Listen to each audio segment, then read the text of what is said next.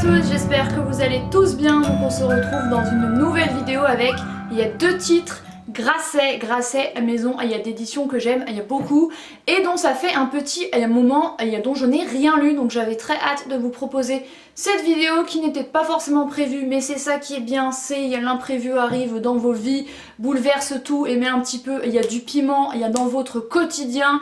Du coup, il y en a un qui est issu de la rentrée littéraire de cet hiver, un arabe, et un autre qui est plus récent, qui n'est pas sorti au moment où je filme, qui sort il y a demain, exactement le 5 mars, mais qui sera largement sorti au moment où sortira cette vidéo, parce que j'ai 1 milliard de vidéos d'avance, voilà. Donc plutôt issu du mois de mars, donc voilà, il y a deux titres Grasset assez récents que j'ai lus coup sur coup et dont j'avais envie de vous faire un retour. Alors le premier titre, du coup c'est Un arabe de Oscar Kopfan. Un titre assez percutant quand même, et comme vous vous en doutez, ce roman parle d'un homme qui a la particularité d'être arabe, donc d'être étranger, et qui va être pris pour cible lors d'une chasse à l'homme. Je vous explique. Alors j'ai lu ce roman un samedi d'une traite, je l'ai adoré, il vous prend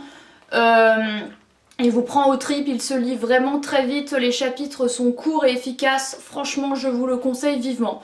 En fait, tout part d'une vieille dame qui est chez elle un jour et qui crie à ses voisins qu'on lui a piqué en fait 45 € et sa carte bancaire.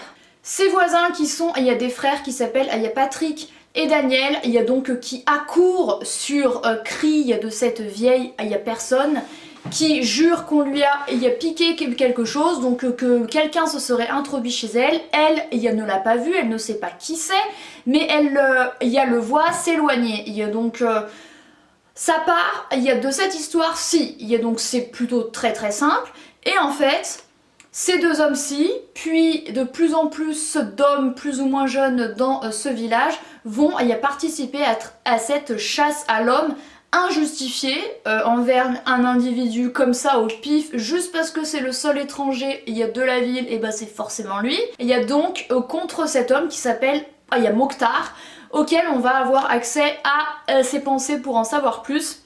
Un homme qui vit en couple avec Virginie, une jeune esthéticienne qui a son propre business. Ils vivent au-dessus du salon. Lui, il y a deux filles qui vivent avec sa mère en Suisse, et il vit de façon assez chichement, mais c'est un homme bien, il n'a jamais rien fait de mauvais dans sa vie.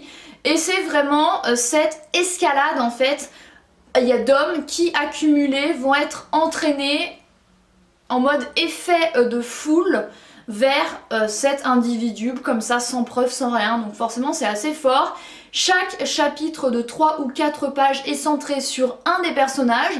Donc on a un banquier, un chef d'entreprise, un employé du McDo, un homme et son chien, un père et son fils, plein de liens, de personnes complètement différentes qui ont la particularité d'être des hommes à chaque fois. En fait il n'y a que 2 femmes dans ce récit.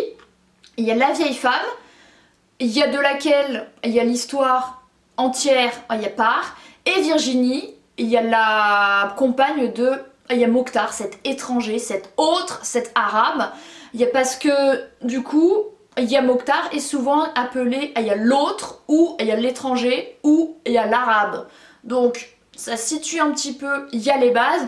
Et ce roman me faisait l'œil parce que je trouve que ça va bien avec la situation actuelle, avec certains préjugés qu'on peut encore avoir actuellement, où on peut vraiment se faire une idée d'une situation sans preuve, sans rien, juste au faciès quoi.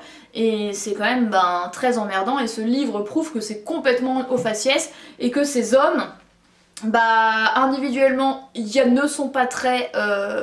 n'ont pas la lumière à tous les étages, mais ensemble c'est pire, et ils vont s'en prendre à cet homme innocent, voilà. Donc forcément c'est assez fort, c'est assez politique, c'est un roman aussi social, et c'est vraiment, je trouve, un roman sur les préjugés, sur la bêtise humaine, sur la bêtise des hommes avec un petit H et un grand H aussi. Parce qu'en fait la seule intelligente du roman c'est Virginie, ainsi qu'un de ses voisins qui s'en prend à ces hommes qui veulent s'en prendre à Mokhtar. C'est le seul qui dit quelque chose. Mais les autres sont vraiment happés par cet effet de foule où en fait ils rejoignent un à un le cercle déjà assez concentré d'hommes. Voilà, je vous le conseille vivement, ça mène à réfléchir il y a pas mal de sujets. Et ça marque, effectivement, il y a écrit au dos, il y a dont le récit se compose, il y a dont le récit compose un kaléidoscope où se reflète, il y a tour à tour racisme, il y a lâcheté, instinct grégaire, réflexe de meute, ennui, ressentiment, frustration. C'est exactement ça, en fait, ces hommes participent à cette chasse à l'homme pour il y a diverses raisons, et ces raisons sont une d'entre elles. Voilà. Franchement, il est trop bien, je lui mettrai, il y a 9,5 sur 10. Et un autre roman que j'ai lu juste après, c'est Il y a tout contre elle de Marie Cabrero. Il s'agit du premier roman de cette jeune fille qui a 26 ans. C'est la représentante Grasset qui m'en a parlé et qui me l'a conseillé. Du coup, elle me l'a envoyé, donc celui-ci c'est le mien. Je l'ai lu d'une traite un dimanche en fait. Celui-ci je l'ai fini il y a le samedi et celui-ci un dimanche. Franchement, j'ai beaucoup aimé ce roman, alors quand même qui est assez fort. Elle m'avait expliqué, tu verras, en fait c'est une jeune fille, il y a 13 ans qui avorte, donc il y a l'avortement est assez prépondérant dans ce récit. On suit, il y a Marie, et Marie qui au début du roman est une enfant qui contrairement à beaucoup d'enfants, n'embrasse pas sa condition enfantine, avec des jouets, en étant heureuse d'être une enfant quoi. Marie souhaite être une femme. Rapidement, elle souhaite être comme sa mère, se maquiller, avoir des seins, avoir des ongles longs et faire dame. Donc elle mange ses légumes plutôt bien, pour espérer grandir vite. C'est une enfant qui souhaite grandir vite, littéralement. C'est également le rapport avec ses parents, le rapport un peu compliqué et conflictuel avec sa mère qui a un problème aux yeux en fait et qui va se faire opérer un jour et qui va se transformer en masse, elle dit. Donc ça va être assez compliqué parce que sa mère va être à la maison H24, c'est une mère assez comme ça sur sa fille qui va l'espionner, fouiller ses affaires, donc Marie ça ne va pas lui aller. Il y a Marie, lorsqu'elle est enfant également, elle souhaite absolument avoir un petit frère ou une petite sœur, donc elle va finir par obtenir ce qu'elle veut. Elle va considérer au début cet enfant comme le sien, elle va se dire c'est mon enfant jusqu'à ce qu'elle réalise que non c'est celui de ses parents. Et elle va déchanter parce qu'il fait du bruit, il prend de la place. Elle n'a plus sa zone de confort à elle chez elle, elle doit partager. Mais voilà, Marie grandit entourée de ses copines, c'est une enfant intelligente qui va sauter une classe, qui va passer du temps en famille, elle va prendre des cours de ski, elle va faire du ski avec son père. Il y a une scène où elle fait du ski avec lui et ça m'a traumatisée parce qu'il y a descente, il y a piste noire et je me suis rappelé des souvenirs avec ma mère qui me forçait à aller au ski alors que c'est en soi un sport hyper dangereux qui peut tuer des gens, on l'a vu, qui peut vous péter des os à jamais. C'est exactement ce qui s'est passé dans ma famille aussi. Et on vous force à faire un truc que vous n'avez pas envie et qui est dangereux. Ne faites pas ça s'il vous plaît parce que ça traumatise. Et 20 et quelques années plus tard, je ne suis toujours pas retournée au ski. Bref, cette scène m'a vraiment traumatisée et fait revivre des souvenirs. Marie, du coup a une bande de 4 copines, elles sont toutes assez différentes mais elles sont proches quoi. Jeune, elle a ses premiers émois amoureux, elle va sortir avec un garçon un peu plus âgé qu'elle, ensuite ils vont rompre, elle va être avec un peu plus vieux qui trompe son monde et qui sort avec plusieurs filles à la fois. Et il y a l'été, et l'année de ses 13 ans, elle va commencer à fumer ses premiers joints, quand même un petit peu précoce. Et elle va faire sa fameuse première fois avec ce garçon qui s'appelle Abel. Elle va se retrouver enceinte. Voilà, donc à 13 ans, forcément, c'est un peu hardcore. Elle est qu'en 5e, 4e. Donc elle se fait prendre en charge par, il y a la psychologue infirmière scolaire qui s'appelle Lala, si je me souviens bien. Et c'est vraiment cet incident-là, cet avortement-ci qu'elle va vivre. Elle ne va pas vouloir le dire à ses parents.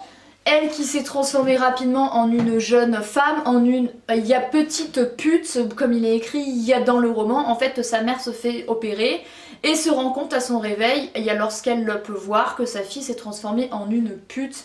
Et il y a une phrase qui est assez forte. Elle dit, il y a la masse avec la pute et je suis une petite pute travestie en Madone parce que il y a Marie, c'est le nom, il y a la mère de Jésus quoi. Donc c'est assez fort, voilà, c'est ce rapport avec ses parents, c'est cet embrassement du début de son jeune adolescence, c'est cette épreuve qu'elle va vivre face au personnel soignant qui pour certains sont sympas et d'autres sont vachement dans le jugement parce qu'elle est quand même très jeune. C'est également, j'ai trouvé cette épreuve qui est assez... Comment on peut dire? En fait, il y a une scène qui m'a un peu choquée, genre elle s'est faite avorter, elle a une couche pleine de sang et on lui dit vite vite vite rhabille-toi et casse-toi alors qu'elle vient quand même de se faire enlever. Il y a 2 embryons, donc c'est quand même un petit peu la violence de cette scène et la violence dont on peut traiter, avec laquelle on peut traiter certaines jeunes femmes qui ont quand même vécu quelque chose de pas cool. Alors certes elles n'ont pas été responsables mais c'est quand même pas une raison de les traiter de la sorte. Et voilà, c'est cette brutalité en fait qui est assez présente. Donc voilà, c'est vraiment le rapport familial, la jeunesse, il y a l'envie à tout prix d'être adulte mais quitte à vivre des choses de façon un peu précoce et des choses difficiles. Voilà, un bon roman que j'ai bien aimé, auquel je mettrais 8,5 sur 10. Bon écoutez, voilà, c'en est tout pour cette vidéo de 2 titres récents chez Grasset. J'espère qu'elle vous a plu. J'aime vraiment bien ce que fait Grasset, donc voilà, j'avais un petit peu hâte de vous proposer cette vidéo. Je vous ai fait des vidéos sur Gallimard et d'autres, mais Grasset, c'est vrai que ça faisait il y a petit moment. Donc voilà, ces 2 romans que j'ai lus en 2 jours, que je vous conseille. Merci d'avoir regardé cette vidéo, j'espère qu'elle vous a plu. N'hésitez pas à lui mettre un pouce en l'air si ça a été le cas. Et moi je vous retrouve très bientôt dans une prochaine. Bye!